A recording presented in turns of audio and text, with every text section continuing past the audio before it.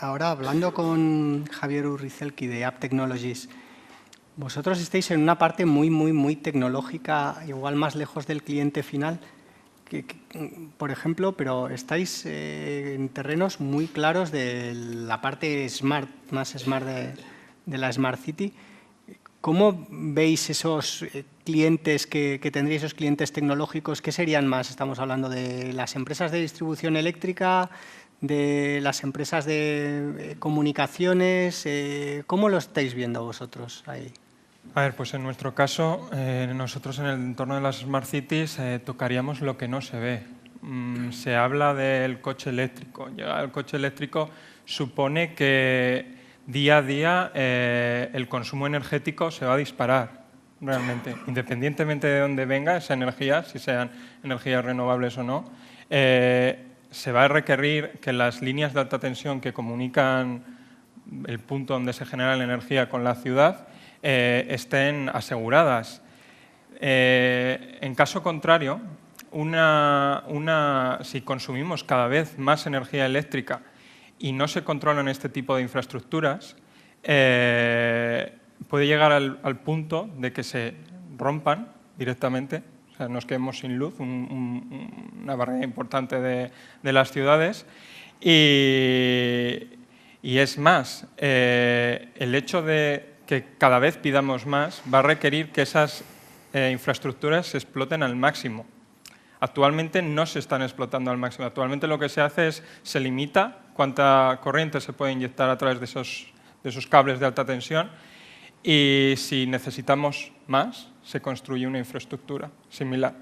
Eso genera costes en empresas de este sector. Nuestra propuesta es, sobre todo, evitar la construcción de nuevos tendidos eléctricos, sobre todo por el impacto medioambiental que lleva, y además el hecho de que lo que ya está en uso se pueda explotar al máximo. También, bueno, aprovecho, en el entorno de las Smart Cities hablamos muchas veces pues, de aplicaciones o de cómo dar información al usuario. Pero para mí una ciudad inteligente es una ciudad que es capaz de decirme cuándo algo se va a romper. El hecho de que usemos un puente todos los días para ir al trabajo y no seamos capaces de evaluar la salud que tiene ese puente, es decir, cuántas veces va a aguantar que un coche circule a través de ella, es algo muy preocupante. Preocupante hasta el punto de que, no quiero meter miedo aquí a nadie, pero se han caído 73 puentes desde el año 2000 a nivel mundial, algunos de ellos ocasionando muertes, y no se está haciendo nada al respecto. Este tipo de estructuras sería necesario que contasen con una manera de extraer estos datos y que alguien los pudiese analizar. Sí, una puntualización, decías que con coche eléctrico aumentaría el consumo de energía. No, aumentaría el consumo de energía eléctrica. Eléctrica, por supuesto. Pero globalmente bajamos. Sí que es importante ahí. Una cosa que es importante, hablabas del tema de las infraestructuras eléctricas y de reducir la necesidad de estructuras eléctricas. Y voy a preguntar aquí a David Astrain del Instituto de Smart Cities. Vosotros estáis trabajando también en las microredes y en el almacenamiento de energía. Ahí eso tiene que tener un papel muy importante, ¿no? Para no tener que construir nuevas infraestructuras, para el autoconsumo, para dar más poder al ciudadano. El instituto que yo aquí represento es muy amplio, entonces pues, trabajan muchas cosas, ¿no? Desde las TIC hasta lo que es sensórica, todo el tema de distribución de energía eléctrica, la adaptación para volcarla a la red, microredes también, el tema de ingeniería térmica.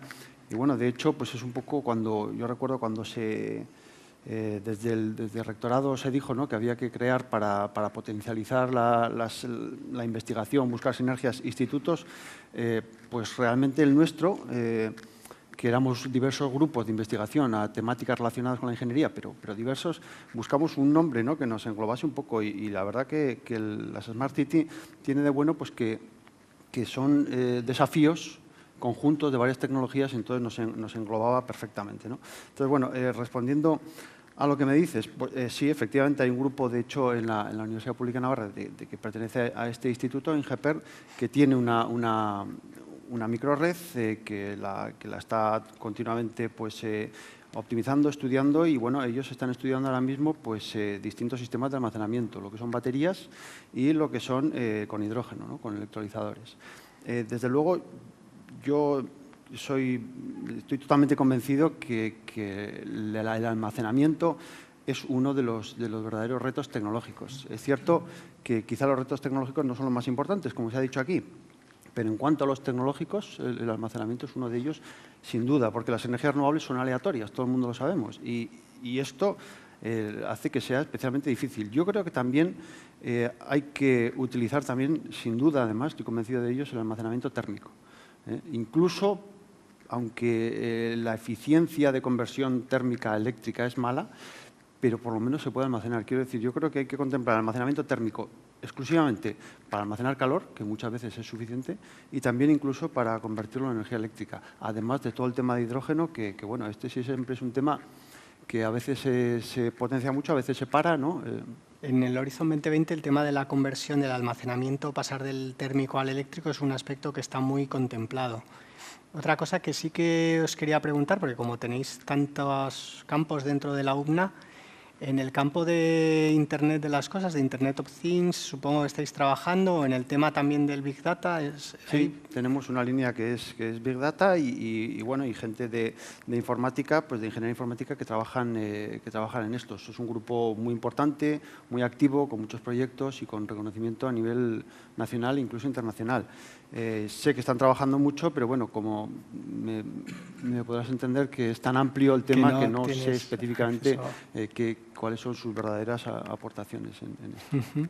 Sí que me gustaría también ver y comentar, porque quizás no tenemos aquí alguien que represente ese sector, pero uno de los aspectos más importantes de la Smart City va a ser la relación con los ciudadanos, la relación de las administraciones con los ciudadanos, el cómo conseguir tener esa comunicación directa con los ciudadanos. Sí que me gustaría, antes de seguir debatiendo internamente en la mesa, si alguien quiere introducir algún tema, porque podría ser un momento interesante para introducir algún tema, sobre todo por vuestra parte, sobre todo por parte de las nuevas empresas. Se me ocurre, si no, yo le lanzo a Imagine que nos digan alguna pregunta, si queréis. No me digáis ahora que no.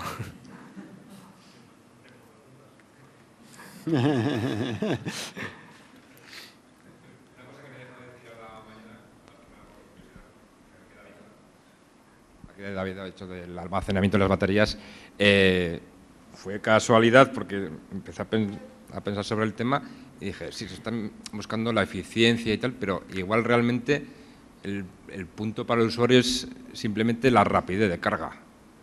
Y salió ayer o antes de ayer. Huawei pues ha sacado unas baterías de móvil que te cargan el móvil para 10 horas, creo que en 3 minutos o así. Igual puede ser también un punto añadido, ¿no? No solo mejorar la eficiencia, sino pues llevas el coche eléctrico, si te lo cargan igual que lo que tardas una carga de gasolina, pues ya está, digamos que ya está, ¿no? Tienes la misma... Sí, bueno, simplemente es un comentario. Sí, no, totalmente de acuerdo. Yo creo que en el tema del almacenamiento efectivamente no hay que centrarse solo en la eficiencia, estoy totalmente de acuerdo.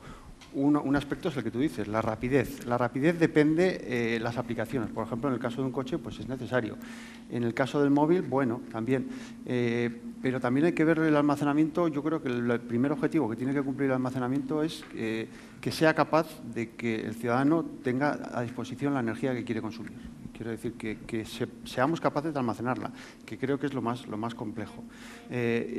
Luego también, para esto es importante también, pues, claro, también tener presente, desde luego, la conversión y la energía que estamos perdiendo. Quiero decir, perdona que igual me salgo un poquito del tema, pero uno de los aspectos, yo creo que como ya somos los últimos de la jornada, pues han salido encima de la mesa muchos temas, ¿no? El tema de la eficiencia energética, el tema de la generación de energía renovable, pero hay un tema también que a mí me gustaría comentar que no se ha dicho, y es que el 40% de la energía que consumimos, casi toda, desgraciadamente, de origen de combustibles fósiles, se pierde, se despilfarra, no se usa, el 40%.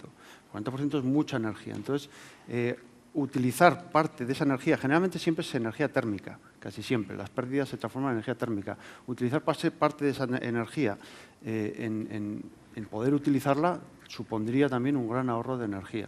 Perdona que me he ido un poco del almacenamiento. Sí. Sobre todo voy al tema eléctrico, ¿no? Ya que el tema de almacenamiento, obviamente, en electricidad se va a hacer en baterías en continua. ¿Veis de alguna manera posible cambiar de que los, digamos, cacharros de casa vayan directamente a continua en vez de alterna? Yo creo que sí. O sea, por lo menos, yo no soy experto en la parte eléctrica, ¿verdad? Pero sí que hay dispositivos que pueden perfectamente funcionar en corriente continua. Entonces, está claro, si de fotovoltaica te genera corriente continua, ¿por qué pasar la alterna para luego pasar la continua? Efectivamente. Yo creo que sí. Por lo menos nosotros en concreto trabajamos en tecnología termoeléctrica que convierte, se puede utilizar para conversión de energía térmica en energía eléctrica y es continua también. Y también se puede utilizar al revés, como consumidor de energía para producir un bien, por ejemplo, para enfriar.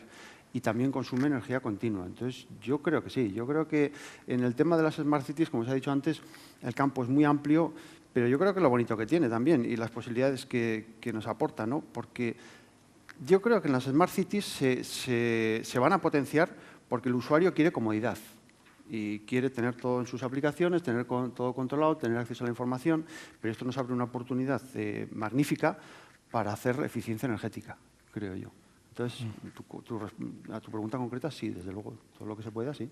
Sí que veíamos aquí que la Smart City es colaboración entre todos los actores. Yo le voy a preguntar aquí a Kunak, ¿vosotros estáis colaborando mucho, ya sea con otras empresas o colaborando incluso con administración? ¿Cómo lo afrontáis? Porque el Internet de las cosas es Internet ubicuo que está en muchos sitios. ¿Tendréis que pedir permisos, autorizaciones? ¿Qué hacéis? Sí, no sé. Como has comentado antes, la interoperabilidad es muy importante. Lo que pasa es que en el tema nosotros nos centramos principalmente en la parte inalámbrica y exceptuando el Wi-Fi, el Bluetooth y la telefonía móvil, la compatibilidad inalámbrica es complicada hasta que llegas a un entorno ya cableado.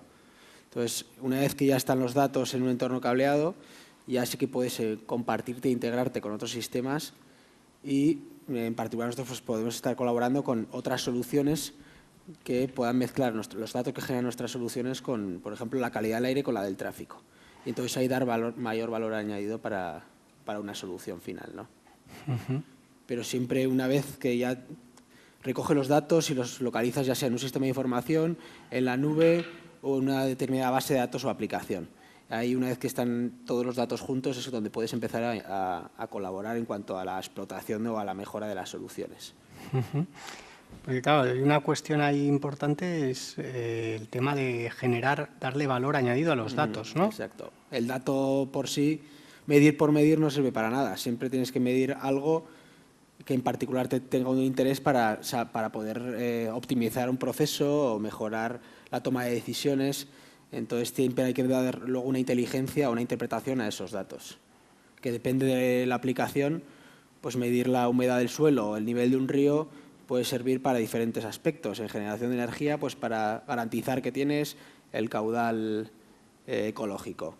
En otros mismos aspectos, en misma medida, te puede valer para poder detectar inundaciones, etcétera.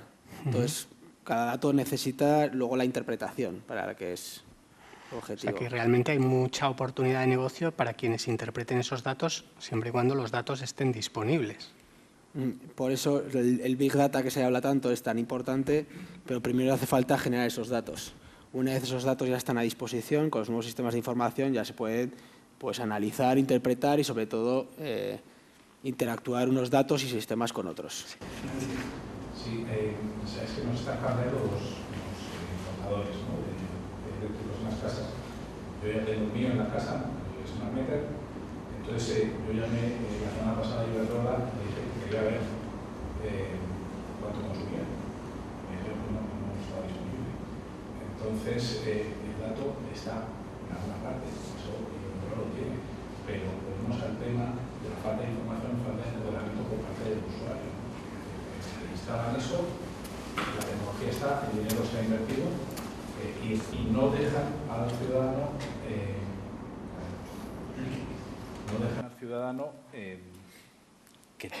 que conozca y que gestione ese dato y que tome las decisiones que tenga. De todas formas, eso va a cambiar, porque quiero decir, las normas van a obligar a que esos datos estén disponibles y accesibles a los ciudadanos.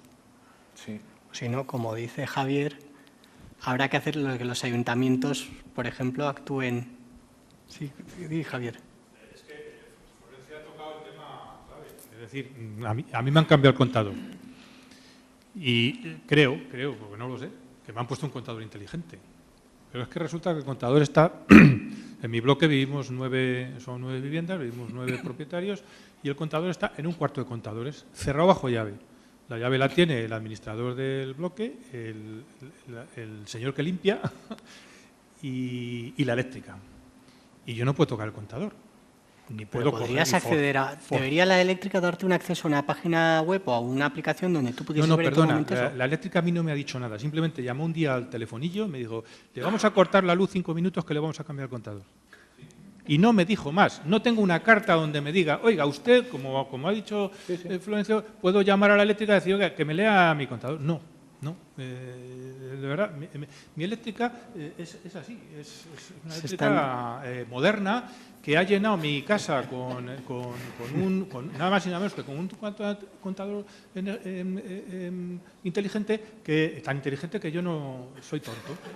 Entonces, yo esta mañana lo que decía es que, igual que en su momento los ayuntamientos, hablo del año 79 ya, muchos años, en el año 79 hay muchas ciudades de este país importantes que no tenían contadores de agua individuales en las viviendas. Entonces, cuando llegan los nuevos ayuntamientos, ¿de cómo cobramos el recibo del agua? Pues hacemos una ordenanza del agua y decimos, obligamos a que todos los contadores del agua estén dentro de la vivienda y a que todas las viviendas tengan su contador individual de agua y que de la lectura de ese contador se facture el agua que consume a cada consumidor. Y el ayuntamiento es el que hace una ordenanza y dice qué contadores, cómo, dónde, cuándo y de qué manera. Y yo ahora lo que digo, y decía esta mañana, bueno, ¿por qué ahora mismo? Porque la gran ventaja que tienen los ayuntamientos es que tienen en sus competencias la mayor parte de la competencia urbanística. Y un ayuntamiento puede decidir, si un ayuntamiento puede decir que yo, para poner un toldo en mi casa, lo tengo que poner de esta manera, de este color, y no puedo hacerlo de una manera diferente porque me multan. ¿Por qué un ayuntamiento no va a poder ahora decir cuáles son las condiciones energéticas de un edificio y dónde tiene que estar el contador y qué características tiene que estar el contador? Y un ayuntamiento que realmente se crea esto lo estaría haciendo ya. Yo he propuesto en algunos sitios una ordenanza de la luz, igual que hay una ordenanza del agua o una ordenanza de las basuras. Porque realmente estamos en un momento en que yo ahora, cuando os estaba escuchando, digo, joder, yo conozco ayuntamientos muy importantes, y perdonad, no os sintáis, hasta más importantes que Pamplona. Sí, los conozco, que han hecho un proyecto de Smart City, dejando fuera la energía. Pero ¿cómo puede ser que un ayuntamiento tenga una oficina de cambio climático y haga otra entidad diferente para hacer la Smart City? Sinceramente, no me lo creo. Creo que es un eslogan político para ganar unas elecciones o para hacer lo que sea, pero no realmente un proyecto de Smart City. Un proyecto de Smart City me parece muy bien. Yo voy a dar un dato ahora que seguramente lo conocerá Florencio, de un ayuntamiento también muy importante que podéis ver, es más o menos del estilo de Pamplona, es Zaragoza. Zaragoza lleva 20 años de experiencia en rehabilitación. Y yo siempre miro las informaciones de Zaragoza porque, joder, 20 años de experiencia en rehabilitación son muchos años. Y entonces llegaron a una conclusión. Después de 20 años, el 70% del mayor consumo de energía en una vivienda es por el mal uso de la vivienda, por el mal uso del edificio y por la mala cultura energética de los que lo viven. Y solamente el 30% de los mayores consumos de energía se deben a otros factores externos, pues que haga mucho calor, que haga mucho frío, etcétera, etcétera. ¿Qué quiere decir esto? Que tú puedes llenar la ciudad de sensores y que esos sensores se centralicen los datos y vayan a un ayuntamiento que vaya a gestionar tal. Pero si no cambiamos la cultura energética del ciudadano, no porque el ciudadano sea torpe, sino porque al ciudadano, pues si a mí el contador me lo pone inteligente, pero me lo ponen bajo llave, pues yo jamás podré actuar sobre mi demanda, que es el objetivo final que se persigue.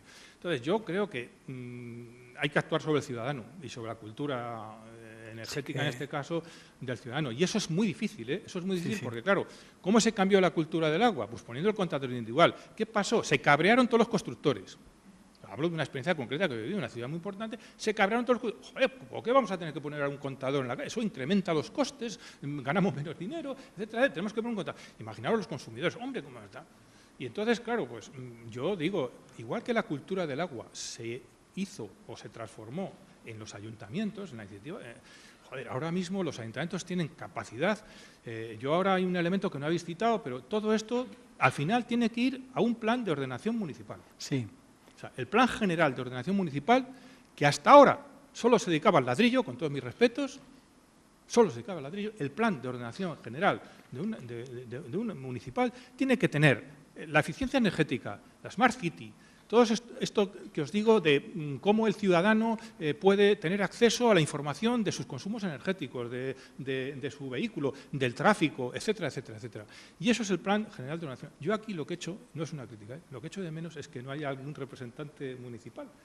Porque, claro, estas claves nosotros seguro que las vamos a entender y las vamos a aplicar en nuestro entorno, pero joder, falta el que tiene que poner la guinda al pastel, es decir, alguien que haga una ordenanza de rehabilitación, alguien que haga un plan general de ordenación de un municipio donde diga, oiga, las casas se hacen así porque lo digo yo. Sí. Y a partir de ahí, en lo que yo decía esta mañana, un consenso social, como aquí en Navarra se hizo el desarrollo de las renovables, un consenso social y político donde se diga, oiga, esto es bueno para la ciudad, hay que hacerlo, esto es bueno para el territorio, usted va a perder esto, pero se lo vamos a compensar porque va a ganar esto.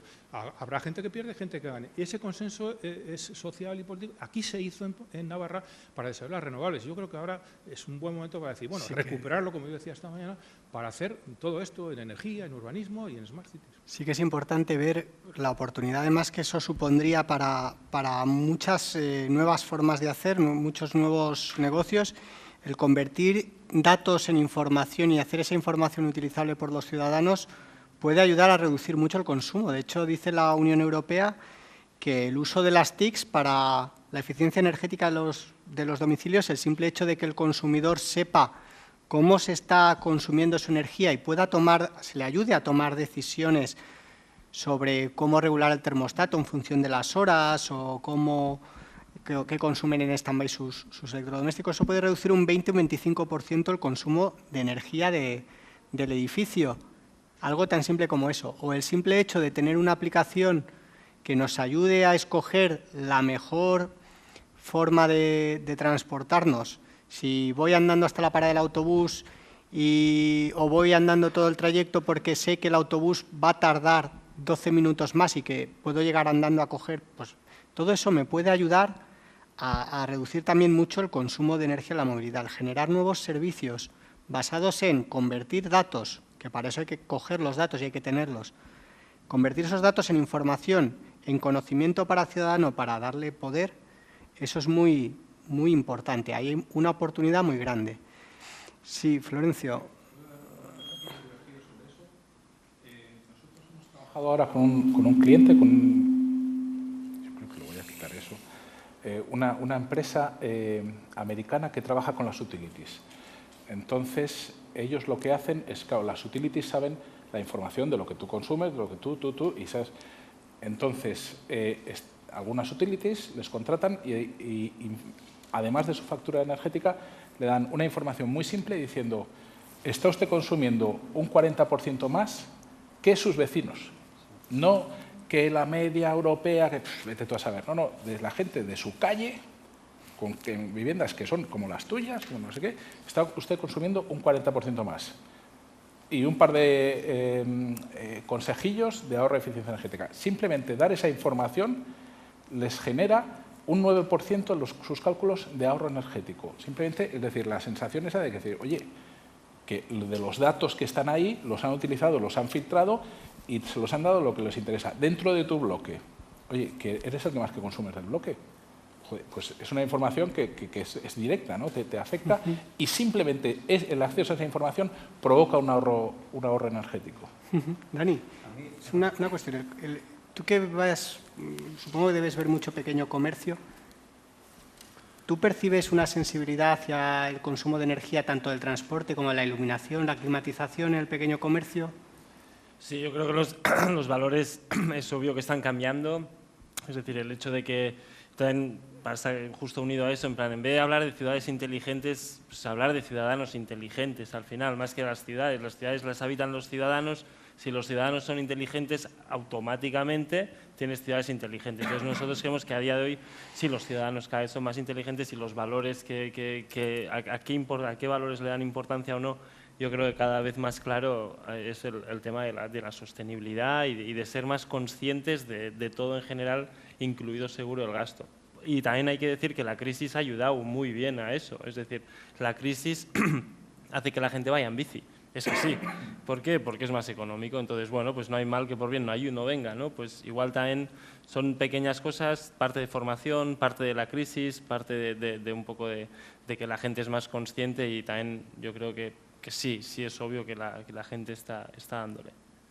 O sea, hay un papel importante ahí para asesorar también a los comercios o proporcionar soluciones eficientes e inteligencia para el comercio. También, ¿qué nos da? Quería contar una historia, creo que de éxito que apoya un poco esto que estamos diciendo, ¿no? Que yo creo que el usuario, si se le da información, es más inteligente de lo que nos creemos. Y bueno, cuando el tema de la clasificación energética, que estamos tan acostumbrados ahora, que tienen todos los electrodomésticos que se están poniendo a los edificios, se empezó con los frigoríficos. A mí me toca de cerca este tema porque es un poco en lo que se centra mi investigación. Y los frigoríficos fue el primer electrodoméstico en el que se empezó la clasificación energética porque consume aproximadamente 20% de la factura eléctrica de un hogar medio, porque es un equipo que tiene poca potencia, pero funciona muchas horas. Entonces, se actuó sobre el frigorífico. Se puso una clasificación energética que llegaba hasta la A, es decir, que la A previsiblemente iba a ser el mejor frigorífico iba a ser clase energética A, por eso se puso A, lógicamente. Sin embargo, lo que sabemos es que ahora mismo está en A+, A++, A3+. ¿Qué quiere decir esto? Que el sector, cuando empezó, se opuso, como siempre, a esta regulación. Dijo, es que el frigorífico va a ser muy caro. Lo que no está prohibido ya. Que lo que no sea A, B para abajo está prohibido en frigoríficos ahora mismo. A eso voy. O sea, esto yo creo que es una historia de éxito en el sentido de que lo que al principio se entendió como una imposición europea de que, joder, qué caros van a ser los frigoríficos, para que consuman menos habrá que invertir, tendrán que ser más caros, el cliente no los comprará, ha ocurrido lo contrario. Ha ocurrido que las empresas han cogido esto como valor añadido en sus frigoríficos y el mío ahora va a ser A++, y entonces vendo más. Yo creo que esto, Javier lo ha dicho, va a ocurrir en las casas, estoy convencido, y va a ocurrir en muchas cosas. El siguiente paso tendrá que ser el comercial, es decir, oye, que cuando voy a un cine sepa qué clasificación energética tiene. Y si el usuario se va concienciando, pues yo iré al que tenga clasificación energética A ese cine iré, o un centro comercial, y luego ya pues la industria, ¿por qué no? Yo creo que el conocimiento es el valor más importante de todo esto, más que la tecnología. ¿Alguna cuestión más por parte de los asistentes? ¿Sí? Breve. Sí, no. Lo que ha dicho David, un momentín. Yo creo que es otro mensaje optimista, a pesar de todo. Y es que el mercado es el que se va a imponer al final. Y yo esta mañana ponía un ejemplo y ahora lo quiero explicar un poquito más. En el sector terciario, que son edificios de servicios, de oficinas, de grandes superficies, ya se han dado cuenta de que se han quedado fuera de mercado. De que con una calificación energética por debajo de la letra E o F, su edificio no vale nada. Si mañana viene un chino, un ruso, o un americano o un canadiense a comprar su edificio, no se lo va a comprar. Porque lo primero que le va a exigir es la calificación energética A o B. Y como no la tiene, se han quedado fuera de mercado. ¿Qué han hecho estas inmobiliarias patrimonialistas? Pues han dicho, vamos a invertir en eficiencia energética con recursos propios porque necesitamos volver otra vez al mercado elevando la calificación energética del edificio. Esto es un proceso que empezó el año pasado. Yo lo he detectado porque han venido a verme, me lo han dicho, me lo han contado. Yo me quedé pasmado porque no me lo podía creer. Incluso en Barcelona me llegaron a decir, mira Javier, en Barcelona es más fácil vender un edificio de terciario, es más fácil vender un edificio con calificación energética A o B que si no tiene calificación energética. Y entonces todo este sector ha tomado la decisión de invertir en eficiencia energética para elevar su... ¿Por qué? Porque se han quedado fuera del mercado. Es el mercado el que va a acabar imponiendo las prácticas y la... ¿Qué ocurre? Que eso al ciudadano normal y corriente como nosotros, pues no voy a decir que nos dé igual, sino que nos machaca más, porque dice, uy, ¿qué hago yo con mi coche viejo? ¿Qué hago yo con mi casa vieja y tal? Pero yo creo que esto ya hemos empezado en una dinámica que evidentemente ha empezado por los grandes inversores, por ahí va a ir calando. Yo lo he dicho esta mañana, el tema de Volkswagen va a ser divino, porque va a abrir el mercado al coche eléctrico seguro, y el CO2 va a venir también divino, porque va a empezar a abrir unas posibilidades que antes no existían, ahora sí van a existir, porque lo habéis dicho vosotros, porque es rentable. En estas transparencias que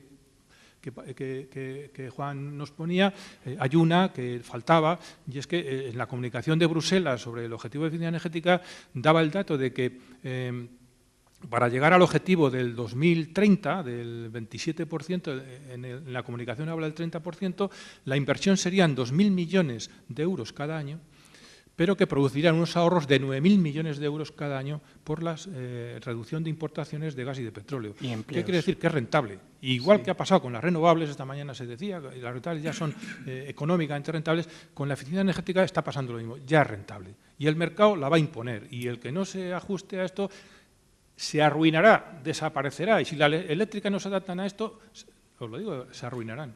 Sí, que para cerrar la sesión, aparte de agradecer a los participantes que han dedicado su tiempo y que cuando les hemos llamado, tanto Fernando Baztán desde CEIN como yo, que también he llamado a alguno de ellos, y han venido, todos han dicho que sí, lo cual pues muestra que tenían ganas.